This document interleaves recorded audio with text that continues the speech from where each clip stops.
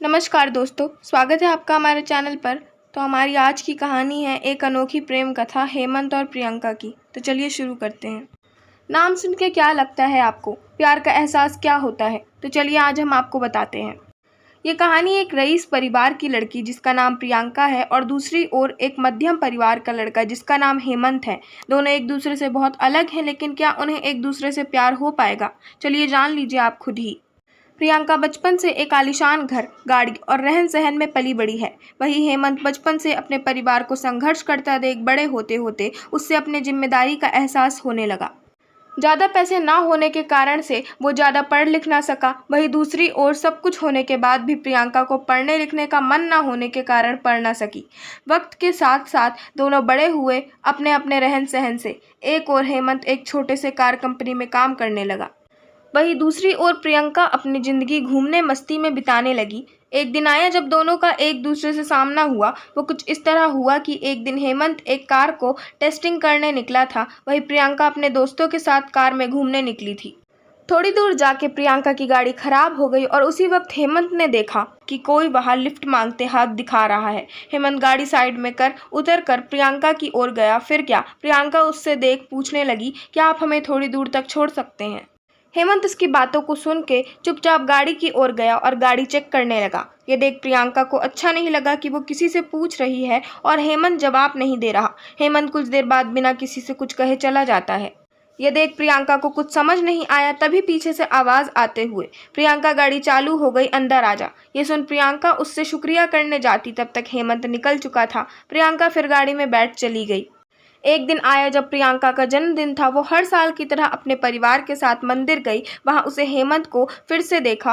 वो देखते ही उसके पास गई, उसे उस दिन के लिए शुक्रिया कहा। ये सुन हेमंत ने उसे देखकर मुस्कुरा दिया। ये देख प्रियंका ने हेमंत से पूछा, क्या तुम बोल नहीं सकते? उस दिन भी मैंने पूछा था, तब भी कुछ नहीं बोले। आज भी जब मैं खुद आई तुम्हारे पास तुम्हें शुक्रिया कहने, तो आज भी बस मुस्कुरा दिए और कुछ कहा नहीं। फिर हेमंत ने कहा कि मुझे देर हो रही थी, लेकिन मैंने वहाँ तुम्हें देखा कि तुम लिफ्ट मांग रही थी, इसीलिए मैं गाड़ी रोक के तुम्हारी गाड़ी ठीक करने चला आया। फिर दोनों के बीच बातें चलने लगी। फिर हेमंत को देर हो रही थी तो हेमंत ने कहा कि अब मुझे जाना होगा, मुझे ऑफिस के लिए लेट हो रहा है। जाते जाते हेमंत ने उससे दोस्ती का हाथ बढ़ाया, कहा कि क्या हम दोस्त बन सकते हैं? यह सुन प्रियंका ने कहा, मुझसे दोस्ती? मैं हर किसी से दोस्ती नहीं करती। सुन हेमंत ने हंसते हुए कहा, चलो ठीक है, कोई नहीं, वक्त बताएगा कि दोस्ती करते हो या नहीं आप। ये बोल के वो चल दिया और वहाँ प्रियंका भी अपने घर की ओर निकल पड़ी। कुछ दिनों बाद प्रियंका और हेमंत एक मॉल में मिलते हैं। हेमंत ने देख प्रियंका से पूछा, तुम यहाँ कैसे? प्रियंका देखते हुए, बस यूं ही घूमने के लिए आई हूँ, तुम्हारा आज ऑफिस नहीं है जो यहाँ आए हुए हो। हेमंत ने कहा, आज बस जल्दी काम खत्म हो गया था तो सोचा थोड़ा घूम लूं। फिर दोनों एक कैफे में गए और बातें करने लगे। प्रियंका ने हेमंत से कहा, अपने बारे में कुछ बताओगे? हेमंत हंसते हुए कहने लगा, मैं क्या बताऊं अपने बारे में? मेरा तो बस एक सादी जिंदगी है, जहाँ रोज सुबह ऑफिस जाता हूँ और शाम को घर आके घर का कुछ काम कर लेता हूँ, बस फिर खा के सो जाना, फिर वही सुबह। फिर हेमंत ने पूछा, आप क्या करते हो? ये सुन प्रियंका हंसने लगी और कहा, मुझे कुछ करने की ज़रूरत ही नहीं पड़ती, सब बिना कुछ किए ही मिल जाता है, तो क्यों करूँगी मैं कुछ? फिर हेमंत ने कहा, अच्छा है, फिर तो हम बहुत अलग हुए। ये सुन प्रियंका ने कहा, हाँ अलग तो हुए हम, फिर भी तुम्हारे साथ बैठी हूँ यहाँ। फिर हेमंत ने कहा, बैठी हूँ मतलब हम अलग हैं तो सिर्फ रहन सहन से, बाकी हम दोनों एक ही हैं। अगर तुम दिल से किसी के बारे में सोचोगे तो तुम्हें कोई अलग नज़र नहीं आएगा। ये सुन प्रियंका ने कहा, ये दिल कुछ नहीं होता।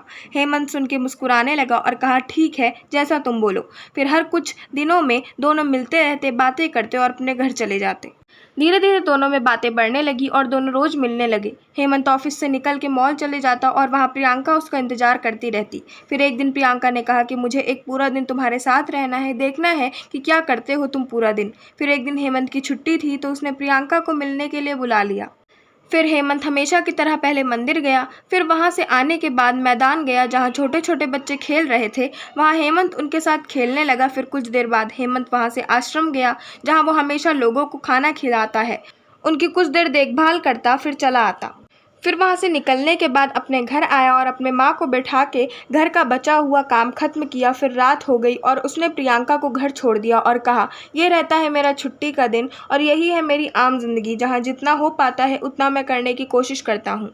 ये सुन प्रियंका बिना कुछ कहे चली गई और पूरी रात सोचती रही। ऐसे भी लोग होते हैं जहां अपना छोड़ दूसरे के बारे में इतना सोचते हैं, और एक मैं हूं जो आज तक अपने माँ पापा की मदद तो दूर, आज तक कुछ पूछा भी नहीं कि वो कैसे हैं, वो करते क्या हैं। ये सब सोच प्रियंका भावुक हो गई और अपनी माँ के पास चली गई। उसने देखा उसकी माँ काम कर रही होती है। जैसे ही वो माँ पुकारती है, माँ वहाँ से, क्या हुआ, कुछ चाहिए तुम्हें, बोलो। ये सुन प्रियंका और भावुक हो गई और माँ को कहते हुए, नहीं कुछ नहीं, बस यूं ही आई थी, और वहाँ से चली गई। बस वो एक पल था जब प्रियंका को एहसास हुआ कि सच में दिल से सोचने वाले लोग होते हैं। फिर क्या, मानो प्रियंका की दुनिया ही बदल गई। अगली सुबह वो पापा के पास गई और कहने लगी, आज से मैं भी आपके साथ ऑफिस जाऊंगी, मुझे भी आपके काम का बोझ उठाना है।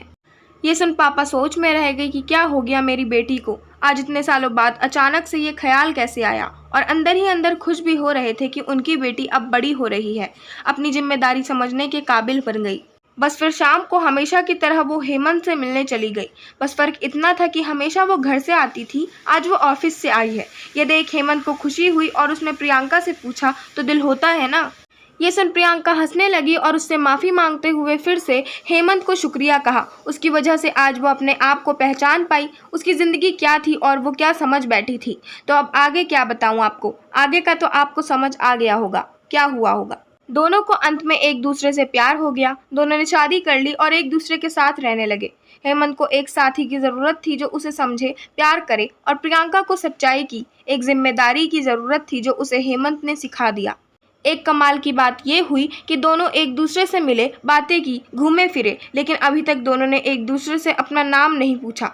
ना हेमंत ने कभी पूछा कि आपका नाम क्या है, और ना ही प्रियंका ने हेमंत से कभी उसका नाम पूछा। तो इस कहानी का अर्थ यही था कि किसी की पहचान जानना या पूछना ज़रूरी नहीं, ज़रूरी बस यह है कि आप बिना जाने कितना उस पर यकीन करते हो और उसकी मदद करते हो। प्रियंका एक ऐसी लड़की थी जिसे हमेशा से घूमना, मस्ती करना, ये सब अच्छा लगता, और हेमंत एक ऐसा लड़का था जिसे हमेशा से उसकी जिम्मेदारी पकड़ी रही। दोनों एक दूसरे से काफ़ी अलग थे, लेकिन अंत वही एक दूसरे के लिए बन गए। तो प्यार कभी भी और किसी से भी हो सकता है। आपको ना उसके लिए अपनी जिम्मेदारी से भटकना है और ना ही उसके लिए कुर्बानी देनी है। आशा करती हूँ आपको हमारी आज की कहानी, एक अनोखी प्रेम कथा पसंद आई होगी।